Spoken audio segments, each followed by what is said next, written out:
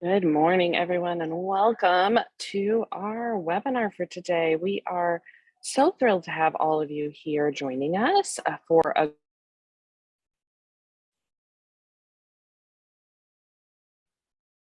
good thing Zoom gave me a notice that I got muted. And we are very excited to have you for Making the Case for OST, the perspectives of parents, educators, and providers. Our session today is going to spotlight Learning Heroes' latest research out of school time programs, paving the way for children to find passion, purpose, and voice. And Learning Heroes was pleased to have support from the Wallace Foundation for both that research, and we're very grateful to the Wallace Foundation for supporting today's session. So I am Catherine Plug Martinez. I'm a senior consultant with the Forum for Youth Investment, and I'm thrilled to be joined today by David Park and Howard Winchester from Learning Heroes, as well as Eric Skold and Danielle Felder, who we will introduce a little bit later in the session. But I want to jump right in to our great conversation to make sure we have plenty of time for everything. So again, thank you for joining us today. We're going to end with a little bit of time at the end for breakout rooms, but would love to start and have David join us right away on screen. Welcome. Good morning, David. Good morning. Can you jump in and just tell us a little bit about the research? How did the study come to be? What are the few of the key findings? I know that the study builds from past work that Learning Heroes has done. Tell us a little bit about this research project. Sure thing. And thanks a lot, Catherine. It's a pleasure to be here today. And we're especially excited to hear from all of the folks that are part of this webinar. So what do you find most useful about this research? What else do you want to know? What reflections do you have? And how do you think you might be able to use the playbook that we're going to be talking about today? So I too would like to thank the Wallace Foundation for supporting the research. We also had a lot of great advisors who were true thought partners along the way. So anyone we've worked obviously with the Forum for Youth Investment, the After School Alliance, National PTA, Unidos US, and the National After School Association were some of the partners, and their contributions were significant throughout the process of this research and also the development of the playbook. Our research partner was Edge Research. We worked a whole lot with Edge. They are true experts in this space. Pam Loeb from Edge is with us today, and she's done a ton of work in social emotional learning, including her work in the America After 3 research, which I'm sure many of you are familiar with. And so she can help answer specific questions you may have on the methodology or the research itself. But to answer your first question, Catherine, first and foremost, Karen Pittman, a huge part of the development of this research. She served as an advisor, and she really helped us crystallize the need for this kind of research early on. But in addition to Karen's great wisdom and encouragement, the research to us seemed like a natural progression. In the words of Bib Hubbard, our founder and president, good research always leads to other research. It kind of opens up doors and makes us want to go a little bit deeper and find out a little bit more. So in this case, it was the developing life skills research that was conducted in September of 2018, where we sought to better understand how parents and guardians think, feel, and speak about the development of social, emotional, and academic learning in their kids. And since that was fielded in the home and school settings, it felt right then to explore and better understand how parents, teachers, and program providers perceive the role of out-of-school time programs in the development of their children's social, emotional, and academic skills, which can then help inform our communications, our programs, and certainly our policies. So specifically, if we go to the next slide, we wanted to understand the unique role that different settings play in a child's development, so we can think more about the opportunities to connect those settings. We also wanted to better understand how parents chose OST programs and how they assessed quality. And finally, we know the past year and a half or more actually has been incredibly difficult, especially for families. So we wanted to understand and unpack how the pandemic has impacted these programs. And so in terms of the key insights from the survey, we've categorized them here into communications, policies, and programmatic. So in terms of communications, we found that parents and teachers see a very specific and unique role for OST programming, which provides, in their minds, a differentiated and unique child-centered experience. Parents want their kids to develop a broad set of skills and believe that home has a role and school has a role, and OST certainly has a role, and they're complementary. When asked what they believe each should focus on, parents told us that academic fundamentals and problem solving are what schools should focus on, respect and kindness for home, and social skills and teamwork for extracurricular. They also found OST programs as the place where kids can find their passion, purpose, and voice, and we'll talk a little bit more about that later. For policy, especially at this moment in time, parent responses suggest that while parents value OST programs immensely, participation in high quality programs isn't equitably distributed. And there were significant differences in parent perceptions who have kids in OST programs versus those who don't. So this is important as there is more funding available for these programs and an infusion also of new thinking. We need to prioritize equitable access. And then the programmatic, where it all comes together. So we have a unique opportunity in our minds to develop and strengthen what I call a web of support, where parents, teachers, and OST providers can partner to support parents' top priority for their child, which is the social and emotional well-being. So I'm not going to spend a long time kind of going into the specific findings from the survey, but we created a short video. And this video is also in the playbook that you'll have access to. And it gives a little bit more information and dives a little bit deeper into the findings. So Howard, if you don't mind rolling the video.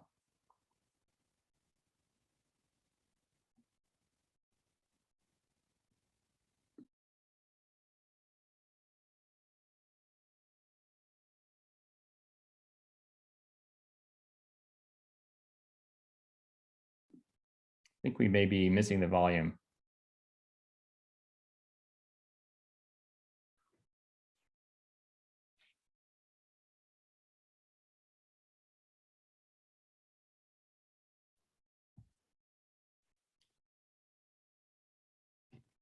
Howard, are you able to share the volume as well in the video?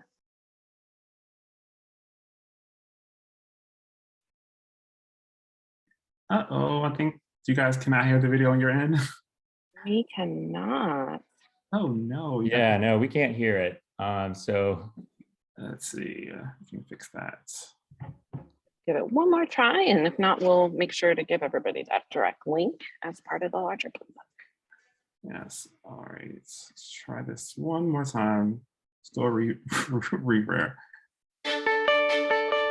Learning Heroes, with the support from the Wallace Foundation, conducted a national survey of more than 2,000 K-8 parents and guardians, more than 600 K-8 public school teachers, and nearly 400 out-of-school time extracurricular or after-school program providers.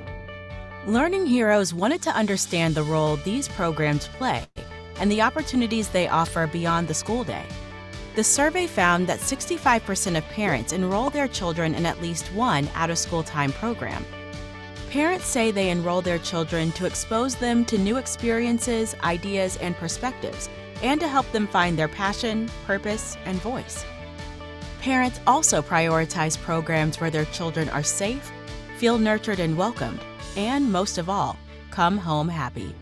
Across race, ethnicity, and income levels, parents with children in these programs say their kids do better academically and are more prepared for the next school year and for college. Many teachers also see significant value in extracurricular programs. They agree these programs expose students to new experiences and say programs motivate students to get excited about learning and to grow in ways beyond core academics. But despite many benefits, programs remain out of reach for some families, often due to cost, time, and transportation issues. Demand for out-of-school time activities is high among all families. Let's expand partnerships between districts and program providers to ensure equitable access to quality programs for all children. For more information on the report, Visit www.bealearninghero.org/OST-research.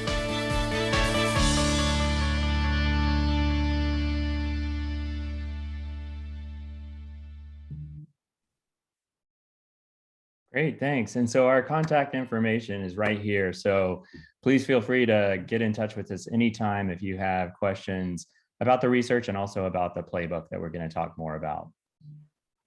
Wonderful, wonderful. I'm so excited. You guys know I'm a big fan of the research and have really enjoyed using it to help make the case as we come back from the pandemic about the need for the partnership, and love the balance of parent voices and teacher voices, and we'll dig in more to that, but particularly how it builds on the conversations that, as you said, your previous research really started with social emotional learning. So I could go on forever on the parts of the study that I like, but would love really to hear. And Howard, I added you to the conversation without introducing you. So we've got Howard with us now.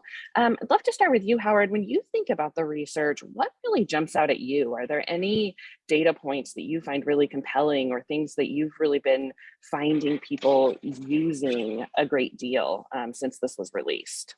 Yeah, so thanks so much, Catherine, for having me. And you gotta love technology, right? But for me, the most compelling surprising piece from the data was the equity issue. While 65% of parents said that they enrolled their K through 8 kids in one or more OST programs, there were still significant barriers for many families, including costs, transportation, and just overall lack of availability. And so this requires all of us to kind of help make sure that every family has access to high quality programs, so that it's just not a handful of families and communities that have access to it. That price barrier piece is something we know, but it's always good to have more data that helps us even get in a little more deeply on what do we mean when we talk about that. David, how about for you? What has really jumped out, surprised you from the data? Yeah, so there are so many nuggets of information that I think were both compelling and surprising. And I do encourage everybody in the playbook. There's the deck that you can spend hours just kind of digging through the research. And I totally agree with Howard. The equity piece is a huge part of it. There's also a lot more detail in the survey about the parents who enroll their kids in these kinds of programs. They tend to be more highly educated and have higher incomes across race and ethnicity.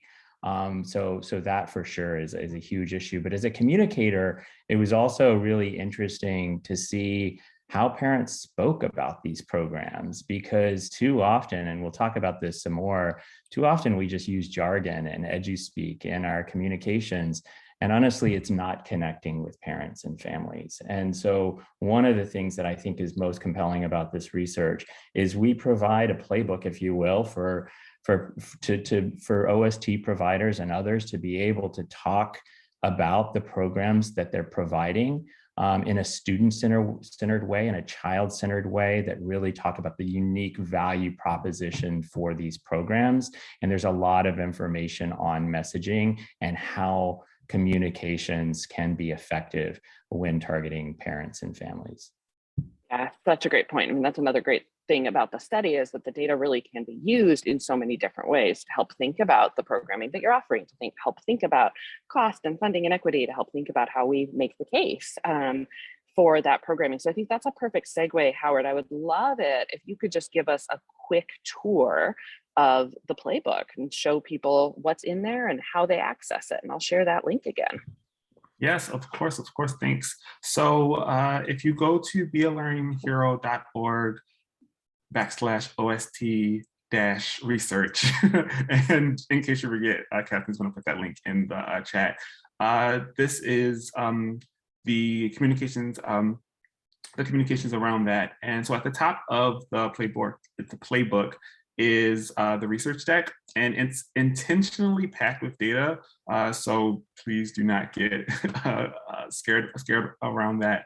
And we learned a lot through this research project. And while David covered some of the top line insights earlier, I encourage you guys all to go through the data and determine what data slides and insights could be most helpful to you in your work. And please let us know if you would like any of the slides in PowerPoint format. Right now on our site, it's in a PDF. We also have a few examples of ways that you can use the research. If you're an out-of-school time provider, for example, you may want to use it to speak to parents about your program's offerings in a way that is informed by what you know resonates with parents and families. If you work as an advocate or an advocacy organization, you can use the data to promote high equitable access to high quality programs, including reducing costs and transportation barriers, as we talked about earlier, identified by low income families. If you scroll down a little bit, you'll find the Playbook resources under about the research, and that is there right there. And there you'll see the research deck again, as I mentioned earlier, as well as the video that we showed. What I really like about this video is that it allows you to get a feel for the key insights from the research in a quick and visually compelling way. You know, over the years at Learning Heroes, we found that video is a great way to engage our audiences, especially on social media.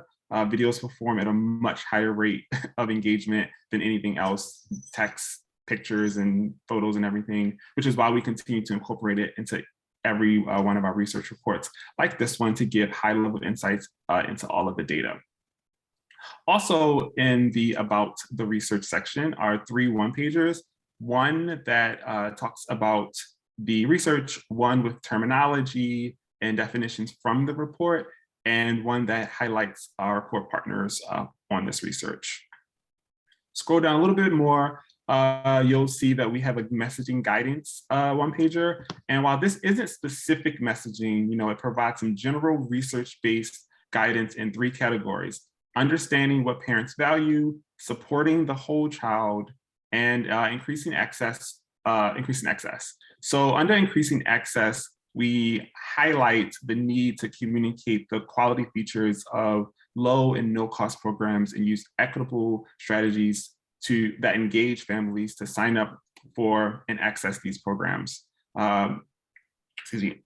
And finally, we have some amazing social media graphics, some infographics that we created because, as I mentioned earlier, video does really, really well, but the next best thing is image and photos. So I'm going to take a moment and go through, give you not a sneak peek, but a look into what the social toolkit and our infographics look like. So if you click on, we have been available in both English and Spanish. So in case you have multilingual communities. So the social toolkit is here, and it has an array of sample posts and tweets and Facebook posts that you can use in your engagement strategies that include, again, a link to the research, a link to the video, as well as our infographics. And I'm going to give you a quick insight and look into some of the infographics. And we have a total, I believe, of 6 or 7 of them. And this is just one example of one of the infographics that I mentioned. This one talks about the top 5 reasons parents choose to enroll their kids in OST programs. And this one, as again, we keep coming back to that very issue, this talks about despite the many benefits of OST programs, they are not accessible for all parents and families, and there are several others to choose from. So we have an array of infographics, again, in English, Spanish, on the website. And again, as David mentioned earlier, if you have any questions, if you have any requests, please email that to us and we'll be sure to get back to you. Wonderful. I love the openness to continuing to adapt the playbook. And I hope that as folks are listening today, they're really thinking about that, and we'll chat about it a little bit at the end as well. David and Howard, I'm going to invite you guys to stay with us, and I am going to add Eric and Danielle to our conversation. And David and Howard, I would love you guys to stay because I know you both come from the communications and strategy lens. So as we're thinking about this idea of making the case, feel free to pop in and add more thoughts as we go. But Well, I'm pleased to welcome, and we'll start with Eric. Eric is the director of Sprockets, the local out-of-school time intermediary in St. Paul. And Eric, would love for you to share just a little bit as you've played with the research and the playbook.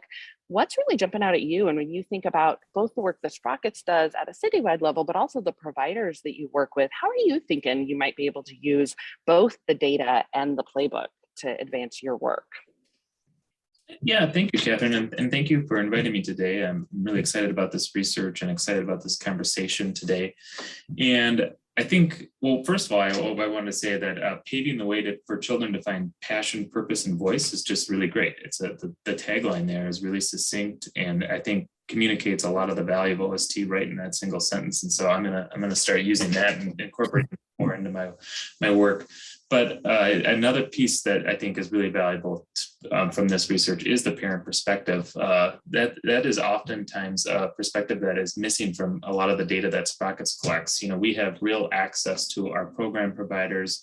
We have a lot of access to the young people who participate in those programs, but having access to all the parents and all those things can be a bit harder to capture, and quite frankly, just more costly and difficult for us to conduct research on. So I think having this big national data set is really helpful for Sprockets. And I think it's helpful for a couple of different reasons. One, it helps us understand how parents really think about after school and what they value from after school. And I really appreciated David's remarks earlier about helping us translate some of our jargon so that we can, better communicate with parents. And because I think what we hear from parents in the research really affirms a lot of the things that we think about and value in after school, but sometimes we're just using different terms and thinking about it a little bit differently. We all have our own perceptions of quality and certain terms we use around that, and it might look a little bit different as it comes out of the mouth of parents or the thoughts of parents. So I think there's a real big communication value in that. But also, I think from an advocacy perspective, this is really important. It can really help us articulate how out of school time supports working families to policymakers and other funders. And I think that's just a really valuable perspective that sometimes they lack too, and they're hoping we can share with them. A couple of pieces I found really helpful were the concerns that parents are voicing especially coming out of the pandemic around social connection and young people having too much screen time. I think these are all things we know, but to have, to be able to cite this research and share it confidently is really important. And then I also really appreciated the value themes that parents said. And I think they're really useful for us in thinking about, okay, well, how do our programs do that and help us describe and affirm that our programs are those types of spaces? Or if they're not, help us think about, well, how can we make sure that we are creating those types of spaces for parents and for young people? And so those are some of the things that jumped out at me right away. Yeah, that's really great, Eric. I know we have a lot of our communities on the call that work with the Weichert Center for Youth Program Quality, as you guys do in St. Paul. And I was just hearing so much continuous improvement language, even as you were talking, right? That we're improving our language and how we talk about it, but we're also bringing this data in to think about those values and how we're improving our programming and coupling that national data with our quality data so we can improve how we further leverage our quality work. It's so many different angles and aspects. And you started to lean into the conversation about advocacy, and would love for Danielle, for you to pop in there. I mean, I know you spend a lot of time, you work at the state level supporting the Boys and Girls Clubs in Colorado and doing a lot of work thinking about advocating for the field, for funding.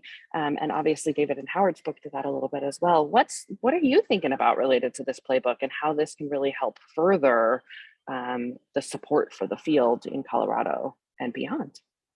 Wonderful. Thank you, Catherine. And again, thank you for having me as well. Really appreciate the opportunity to talk to all of you. I know many of you are going to have similar issues and probably agree with much of what I say. So feel free to chat any questions or reach out to me individually as well. But, when I look at this playbook and the data, I think what's most interesting to me to read about is what teachers are saying, right? Right now, we're doing a lot of talk around ESSER and ESSER funding and how to get it and how to talk about it. Who do you talk to? How do you talk to them? And I think this national data is really helpful in those conversations. And it's most certainly a really good start when you talk with teachers who are in the field and in the classrooms. I'm really hopeful to see how this maybe could translate here in Colorado as we talk about expanding after school and what does universal after school look like and how do you get there. I think all of this data is very helpful in those conversations and proving up the ROI, if you will, of community-based organizations and OST providers. So I'm really excited to hopefully be able to take this back when our legislative session starts in January and use a lot of these points. I also think just for individual clubs, and I'm sure many of you on this call will maybe say the same if you've had a chance to briefly look through, is, hearing, at least looking at the last few slides about teachers not thinking there's enough communication between themselves and out of school time was so impactful to me, because when I think about our club organizations and who we talk to at the school, it is most of the time the principal, the superintendent, it's much higher up. And we maybe don't prioritize the communication with teachers as we should. So they're understanding the value of our programs and that, teachers can't do everything and we want to be here to help you, and how do we help you? So maybe really opening up that communication channel is something I'm kind of getting from this data that I want to take back to our clubs here in Colorado and encourage them to think about, how are we communicating with teachers in the classrooms? And is there an opportunity to do so a bit more cohesively, a bit more collaboratively across the state? So all of that's playing into my work. And then, like I said, at the advocacy level, really thinking about, ESSER funding is going to have somewhat of a cliff effect, right? We all know it's going to end. We all know that it can't last forever. So how are OST providers working with school districts running out of school time programs as well going to continue this momentum of providing after school opportunities to young people? And what does after school look like for all? And I think all of this hopefully plays into that conversation and how we maybe shape that conversation with legislators, with the federal government, even as we move this conversation forward. Yeah, such amazing points and opportunity. I mean, we've said a lot over the last 20 months that in many ways the disruption has created opportunity for the out of school time field. Those first few months, we really showed the role that we play for the communities, for young people, for families. And I think the data really reinforces that. But how do we keep that focus and keep that conversation going? And I think, Danielle, in talking about the clubs, you bring up a really great point that connects to a question that Marcia shared in the chat. And David and Howard, I'd love for one of you to add a little bit more detail to this, but asking if the study speaks to the value of out of school time programs outside of the school itself. And I'm curious, Danielle, as you think about the teacher voice for clubs that aren't in the schools, why does that teacher voice still matter? But David and Howard, I'd love for you to sort of just answer that question more tactically first of, are we just talking about programs in schools? Are we talking about all programs? And why ask teachers about programs if they aren't in the schools? And then we'll bounce it to you, Danielle. Yeah, and I think Pam also wrote put some information in the chat as well that you can look at there. But there's the definition. It's basically programs that your children might participate in outside of school hours and schedule. So these are programs that have a learning or skills component with organized activities and or learning opportunities, in addition to providing childcare, and may be offered before or after school, on weekends, online and in person. So that's the definition that was used in terms of the research that we did. Yeah. So Danielle, go ahead. Oh, please go. No, go ahead, David. Please keep going. I just wanted to not lose one point also that Danielle made about teachers, which I think probably a lot of organizations do the same thing in terms of approach schools at a higher level than the teacher level. So you asked Catherine what surprised me earlier. One of the things that really surprised me was the teachers and how they responded in the survey, in the qualitative that we did about OST programs. Literally, teachers can tell when kids are a part of OST programs. So to me, that is an untapped resource, or maybe not untapped, but that's a resource that we need to really lean into, because teachers can be incredible ambassadors for the work that we're all doing on the field. Yes, and Pam can correct my language because I'm sure I'm going to get it wrong without the slide in front of me, but that data around teachers viewing OST as a nice to have or a must have. And I think we know that for parents, but we don't know that as much for teachers. Danielle, what would you add to that in terms of the relationship between clubs and teachers and teacher perception? Absolutely. I think, to David's point, teachers are a really powerful force, right? Teachers' unions have a really strong voice at all levels of advocacy for us. And so when you can bring in teacher unions into the work that you're doing, you have a much greater chance of passing legislation, of being able to work through opportunities for after school. And so having this perspective in here, I think is just really important, because it reminds us that at the very base of after school, right, is what are we doing to help teachers in classrooms? Because teachers only get so many hours in a day with these young people, and then OST has to kick in. I always say young people spend more time out of school than in school. So how are we supporting them? And how are we able to ensure that COVID doesn't continue to widen the gaps? And those gaps are very real and something we're all trying to figure out how to address in new and different ways. I also think tapping into teachers is interesting too, because and this is, again, nothing against schools, but there's been a lot of turnover within our own workforce, within the school workforce, right? And even within the leadership workforce of schools. And so thinking about those teachers as moving up the ranks and being that next principal or the next superintendent and having a good impression with them as a community-based organization is the start of a really good relationship and a really good conversation. And teachers within a school can make a difference and have influence over principals and school administrators in some instances, maybe not all, but I think it's just a really good example of kind of a bottom-up approach to OST and proving value within the school building, as well as our standalone clubs. It's been nice to have school-based sites, but with the closures and the quarantines and the continued uncertainty of COVID, we've really started to hit snags around our school-based facilities. And how do we ensure our standalones are accessible, not just to young people, but that teachers know of the resource as well, right? Because teachers might be the first referral source for some of us as clubs, and I'm sure as many of the other CBOs, community-based organizations on this call know. So that's kind of, my thought and what I would add to what David's kind of already mentioned around this. And Eric, I saw you come off mute. You want to add something to that? Well, I just thought that was just a tremendous point, Danielle. I think the idea of how we can use this research to support our relationships with teachers union is really brilliant. Obviously, Sprockets works on a citywide level, but also work at a statewide level around policy, and our teachers union is a very powerful and influential force in that. And so one of the things I'm going to take away from this conversation today is connecting with my statewide network around how we can use this to have more conversations with our teachers union and support each other's work. I thought that was great. Yeah, and Eric, you really honed in on the parent voice, and I think a lot of parallels between the conversation there. I mean, I think Danielle makes the point that sometimes the teachers are those folks that school leaders and administrators are going to listen to. Often it's the parents that school boards are going to listen to because they're the voters.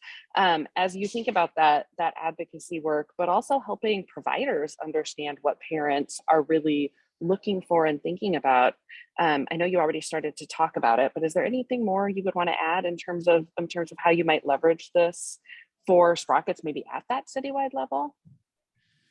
Yeah, well, I think, I talked about communication and advocacy, but I think the playbook is also instructive in helping us think about how we improve our work. A lot of out-of-school time providers are really interested in parent engagement, and we know that parent engagement looks different, and for different programs in a lot of different ways, and parents want different things out of this. But I think one thing that the playbook reaffirms is that it starts with solid communication.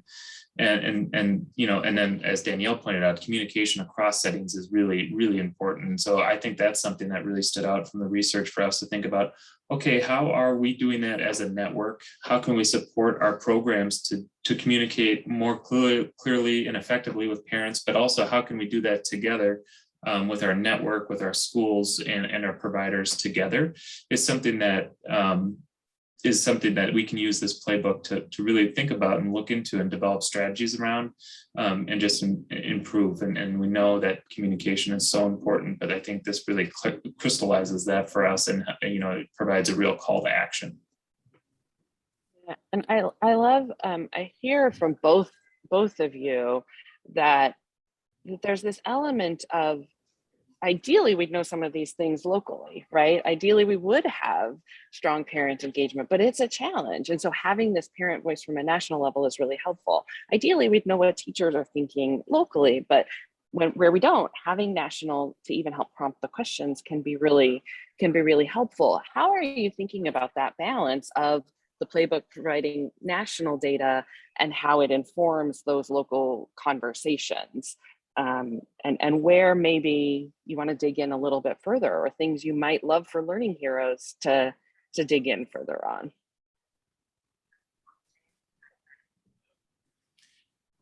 Yeah, I think that's a great question, Catherine. I mean, one thing that a national data set always provides is something for you to bounce your experience off of, right? And so ask some of those reflective questions, like, does this information reflect our experience? Why or why not? What more would we want to know? And I think it does allow this to do this. I was thinking, as Danielle was speaking too, about just how pressured our teachers are right now and how busy our school personnel are. And so it's helpful to have a national data set so we don't have to necessarily ask all these questions and try to take up more of their time at a time when we know we might not have access to them. And so although I would like to know it locally, I think sometimes we have to also say, like, this is a great start, and we know, and we can extrapolate this out to our community too, and other things. And so I think it's really helpful around that. But also, again, just having that starting place to say, does this represent St. Paul or not, is really helpful for us. Danielle, anything you want to add? Yeah, I mean, I'll just add from the statewide level, again, really focused in on that advocacy and what are next steps. For when I look at this data, I think of, is this a really good starting point of proving up ROI in our state?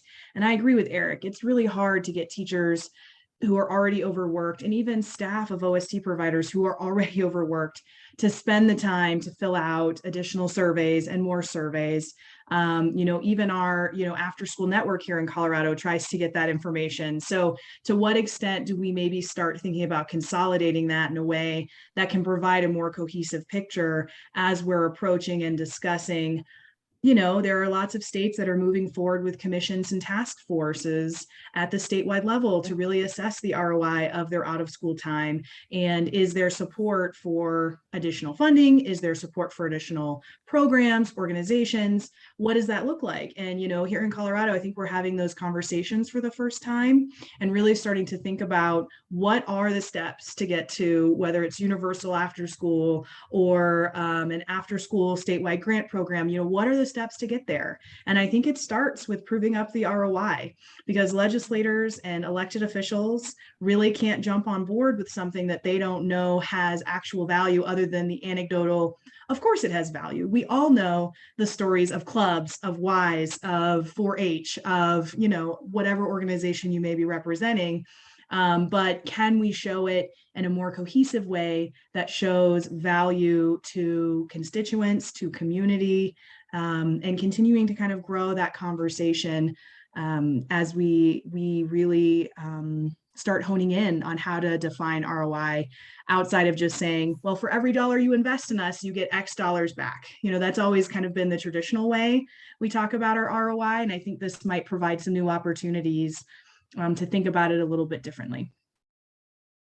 Great. So many good questions coming in the chat. And I'm going to draw our participants' attention to one in particular. Anna asked a question about kind of cross-setting partnerships and navigating licensing and program rules. So Anna, I'm not going to pose that one to the panelists, but I am certain you have some experts in the audience who can share some ideas with you on that one. For some of our other questions, I'm going to do one more question before we transition a little bit, and I'm going to try and merge 5 questions into one, and it's just a little one. So David and Howard, you both emphasized that equity piece and really around efforts to ensure that programs are accessible to families that can't afford them. We have a couple of questions related to that of like, how are we actually doing that on the ground? And Eric and Danielle, you've talked about it from an advocacy standpoint, but I'm also wondering from a program standpoint of what, Eric, what are some of your programs doing to help make what they're offering more accessible? Danielle, what are you seeing clubs doing? But there's also a question in there of what can funders be taking away from the data that helps them think about OST funding? And then here's where I'm throwing you the curveball. There's an additional question from Muhanma about about religious boundaries. And so we also talk about kind of the roles and the values that people place. How does that also come into play when you think about increasing access? So just that simple question of how do we get more kids in programming? So let's close out with that one, and then we'll transition to our next little piece here. And I would welcome any of the four of you jumping in with brilliance on my 6-part question. I don't know if I have brilliance, but I'll start it. And I will say, right now, and it's not a great answer, and I apologize, I don't have a good answer for you, but to be honest with you, it's just really hard right now. You know, with the smaller cohorts, we're having to prioritize who can be in our programs. With the lack of funding in a lot of ways to open new sites and, you know, grow our programs, at least here in Colorado, and I'm sure maybe across the United States, it just creates hurdles and barriers for us. And I really hate to say that we have to prioritize certain age groups or focus in on certain age groups, but you know, when you can only fit 75 young people in a building that held 125, you do have to start thinking about who is it that we're serving? How are we ensuring that they're being served appropriately? So I really wish I had a great answer for you. You know, many of you know clubs, so I'm sure you're familiar with our low cost, no cost model. And, you know, we're still struggling to reach all of the families, and families we expect to be in club are not anymore, or we've lost touch with them. So I think this is still an open conversation that none of us have been able to provide an answer just yet.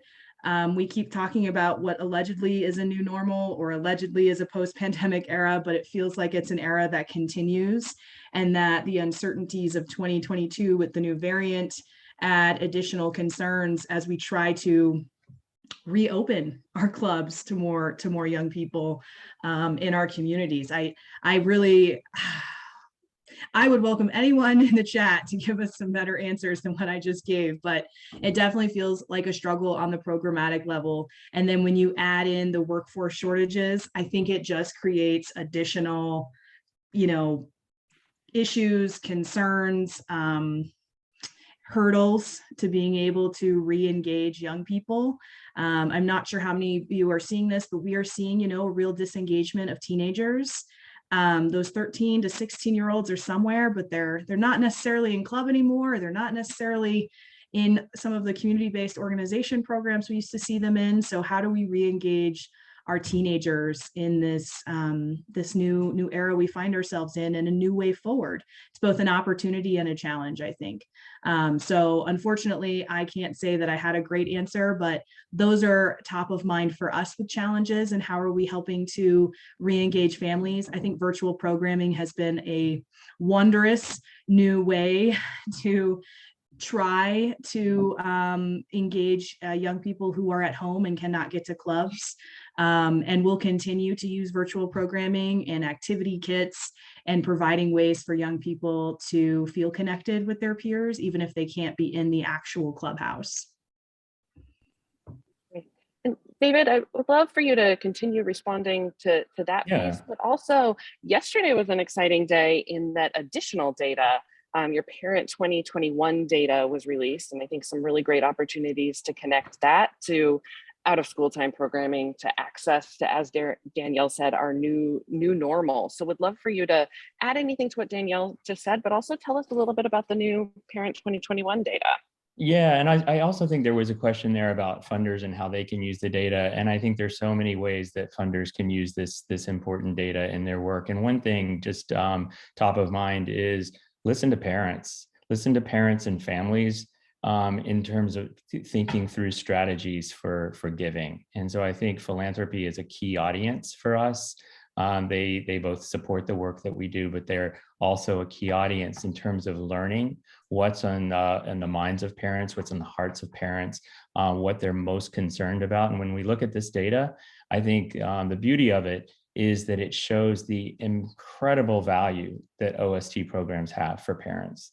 And so we definitely want to put concerted effort into providing more parents with the opportunities to have their kids involved in some of these programs. So in terms of, we released yesterday our new research, which is our new annual research of parents and guardians, and we also included teachers and and principals for the first time in this research. It's called Parents 2021, Beyond the Headline. So the headline is that even when, a lot of times in the media, we see parents and educators sort of pitted against each other. We've all seen those articles lately. But what we found through this latest round of research is that there is a surprising amount of agreement and alignment between parents and families and educators. So first, there is agreement on what's most important for schools this year. And I think this will really resonate with OST providers, because they say what's most important is obviously the safety and security of students and staff, but also academic progress, mental health, and emotional well-being. Those are the top priorities according to parents, according to teachers, and according to principals. And in terms of communicating between educators, parents, and families, parents prioritize direct and truthful information about performance, and also having a clear picture of their child's achievements. So that really topped the list in terms of parents thinking about communications between educators and families. Not only is there agreement on the priorities, which I mentioned earlier, but there's also more engagement. So 93% of parents say they will be as or more engaged in their child's education than they were last year during the heart of COVID. So that's a pretty incredible statistic. And we find that parents whose kids are enrolled in an OST program are more likely to say that they will be actually more involved. Now, we know it was kind of off the charts in terms of parent engagement in their child's education. Well, guess what? This year, parents are leaning into their child's education even more. So I think that certainly has an impact on all the work that we're doing. So those are some of the key findings from Parents 2021, and you can find more about that on our website. But I'll leave you with one thing that I thought was important. We also tested words and phrases that best represent the language that parents use when describing your goal for family engagement. And surprisingly, or maybe not surprisingly, partnership didn't really rise to the top, nor did collaboration. But what did? Trust and teamwork. That's what parents are looking for. And I think that's with schools and with out-of-school time providers.